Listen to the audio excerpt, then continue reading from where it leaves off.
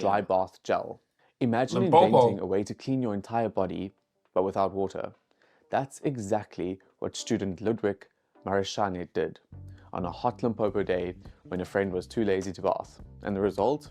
Dry bath, a full body cleansing gel used in. Bro got tired of his friends stinking. We have 10 amazing South African inventions, guys. Let's go ahead and check this one out, bruh. Today, we're diving into 10 amazing inventions that were created right here in South Africa. Some of them have changed the world, others a little random, but they all have one thing in common. They're ours.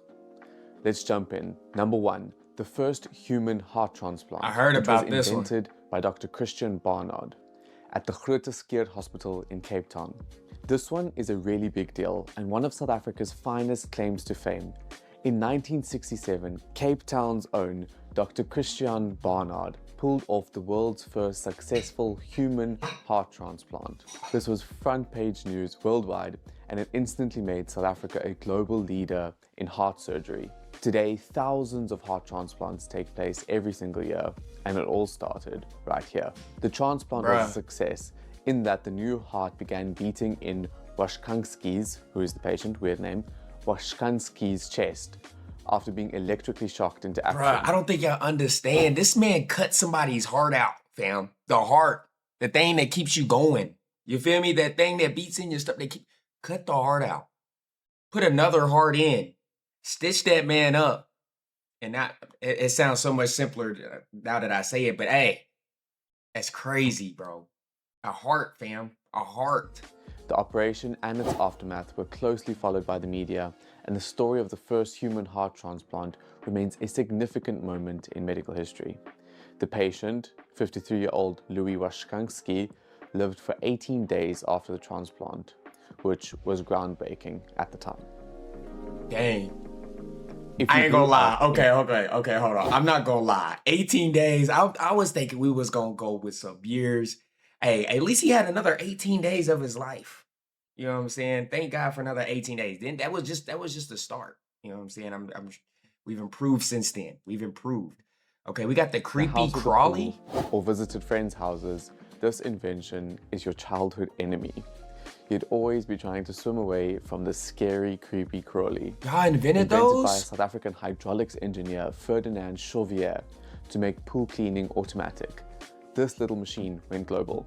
What? It's now used in over 70 countries, quietly stalking pool bottoms everywhere. The first machines were made out of wood and rubber tubing, which incidentally were melted together on a kitchen stove. Crazy. Accidentally, y'all. A sufficient number of cleaners had been sold to cover the costs of plastic injection molding, and the first creepy crawly, as we know it today, were rolled out. The patented design with a few improvements is so solid that it has essentially remained the same for over 42 years. Ferdinand actually created it to clean his own pool, then accidentally invented a multi-million rand export industry. Number 3. Hey, fans, boy. This one's for you. Have you ever seen the ball speed flash on the screen? 146 kilometers per hour from Rabada, and you've gone like, yo, crazy. We can know the speed thanks to a South African engineer, Henry Johnson, who created the first radar gun to measure the ball speed in real time. He developed this speed gun, initially called the Speed Ball, in 1992. Johnson applied Doppler radar technology to accurately measure the speed and angle of objects like cricket and tennis balls. It started in cricket, then tennis, baseball, and it's gone to beyond, anywhere, lots of places. Softball, that's crazy.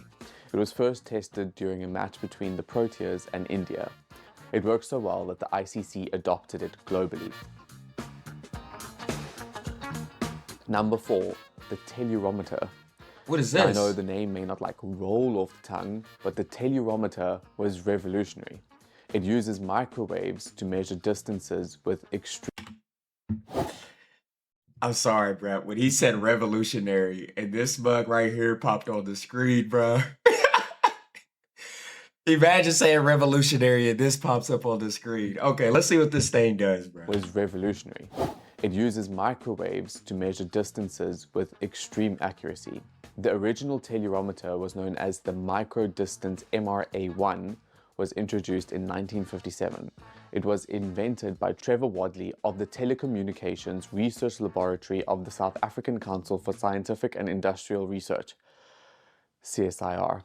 He was also responsible for the Wadley loop receiver, which allowed precision tuning over wide bands, a task that had previously required switching out multiple crystal oscillators. All sounds crazy. The telluriometer emits a microwave frequency radio wave. The remote station Sound like carries something a that's gonna give you transponder cancer. that re-radiates the incoming wave in a similar wave of a more complex modulation. The resulting phase shift is a measure of the two wave distances traveled. The result appears on a cathode ray tube with circular sweep. This all sounds intense, but basically, before GPS, this device helped map entire countries, helped plan city infrastructure, and even assisted with space missions. It could measure up to 80 kilometers extremely accurately and was portable, like a scientific handbag, but with some serious power. Pretty cool. Number Okay, 5, the digital laser. Digital laser. Lasers are cool, right? But a laser you can digitally control, that's next level. Dr. Nkobo became the first person in the world to invent a fully Dr. programmable laser beam, which can change shape and intensity with software. Nkobo's work focused on creating a laser that could digitally control the shape of its light output using a liquid crystal display, LCD, as one of I would like to work with Dr. Nkobo. Like, how do you even think of what was he like? What was his like? I want to know what was his thought process. Okay, let me make a laser that'll, you know what I'm saying? Like, what? How did you come about thinking of doing something like its this? mirrors, which is cool. This invention allows for real-time beam shaping, and it is considered a breakthrough in laser technology. This means better medical lasers, better fiber optics, and even new possibilities in defense technology. Nkobo's invention helped put African physics on the global stage. He's now even a global keynote speaker, which is really cool. Number 6 Bruh. is Pratley putty. Imagine inventing glue so strong that it holds parts of a NASA spaceship together. That's exactly what happened with Pratley putty, a tough as nails epoxy adhesive that ended up on Apollo 11. It's kind of like press stick that we know, or as Americans call it, blue tack, I think, but it's stronger. It's still sold in South African hardware stores today. It can be used for fixing. I could go buy this at the store like right now. What? South African hardware stores today. Bro, this is the same. I'm gonna go buy this, bro. I'm gonna go buy this, and I'm going to make a short about it. I want to test this out. It is called. What is this called? Seals repairs. Bro, they use this for the NASA. What? It can be used for fixing many things, such as holding metal together and fixing leaks, which is pretty cool. It has also been used on a repair job for the Golden Gate Bridge in San Francisco. In South Africa, the holes in 2 partially sunken ships were repaired with Pratley putty, which can also cure underwater. Hey, that's crazy, y'all. That's actually Number wow. 7 is Q20 multi-purpose lubricant. Mr. Robertson, whose first name is WD-40? actually lost to history, invented Q20, a can that can fix anything: squeaky doors, stuck locks. Hey, bruh. In the States, we call this WD-40. You spray it on anything, y'all. It's fixing it. It's fixing it. I remember being a kid, bro. Hey, spray some WD-40 on it. It's gonna work again. Using anything machinery, anything that got rust on it, it'll take the rust away. All that WD-40. I'm assuming this is probably the same thing. Even school tech projects. It's pretty amazing. Back in 1950, in Pinetown, KwaZulu-Natal, Mr. Robertson was discussing with his neighbor the wonderful new liquid substance which he had just invented. It was an effective water repellent, it kept rust at bay, it eased squeaky door hinges, and made it easy to release So rusted, WD-40 was seized invented nuts in and South bolts. Africa? Mr. Robinson actually believed Q20 had 20 answers to over 20 questions, hence the name Q20. Q20. If you're a South African and your dad didn't ask you to hand over the Q20 at some point in your life, are you even from here? That's crazy. Number 8, oil from coal technology. When imports were restricted in the 50s, South Africa didn't back down. Instead, we turned coal into fuel. Sasol developed the process, becoming one of the only places on Earth with this technology. This process is based on the Fischer-Tropsch synthesis, which converts coal into synthetic fuels and chemicals. The process involves gasifying coals to produce synthesis gas, or syngas, which is then converted into liquid hydrocarbons. During the 1970s oil crisis, countries like the US and China studied Sasol's process, and it's now a model for fuel independence. Number 9, dry bath gel. Imagine inventing a way to clean your entire body, but without water.